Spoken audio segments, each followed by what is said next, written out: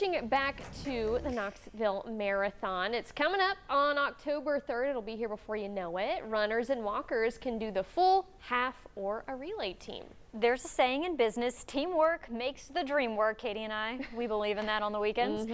And for members of the Covenant Health Knoxville Marathon team, the dream to cross the finish line is just over a week away. And while the race is decided on individual results, the driving force has been each other. Here's Shannon Smith. It's been quite the year for members of the Covenant Health Knoxville Marathon team. They've trained for months through a pandemic and changing dates, all to get ready for October 3rd. The extra times helps them grow closer. It makes it a lot easier. It makes you want to get out, makes you want to keep on doing it, try and get some miles in, try and stay fit. We're all getting older, so, it's important not to sit on the couch.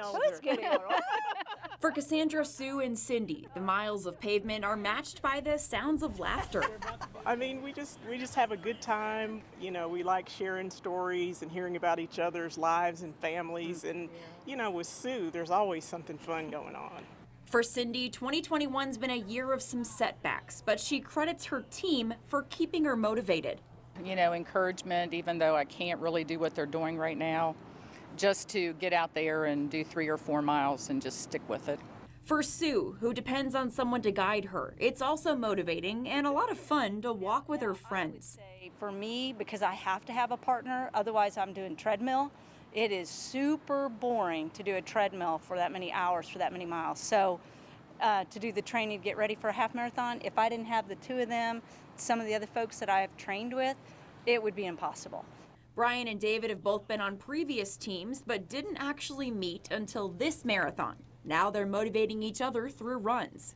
And I could tell that he was very competitive from what he's told me in the other past teams. He's been very competitive, but he's been very supportive that if I needed anything or I could call him or rely on him to get with me. So, I mean, you always need some help and a friend to do that, especially when you're out on the road, 2 or 3 hours at a time.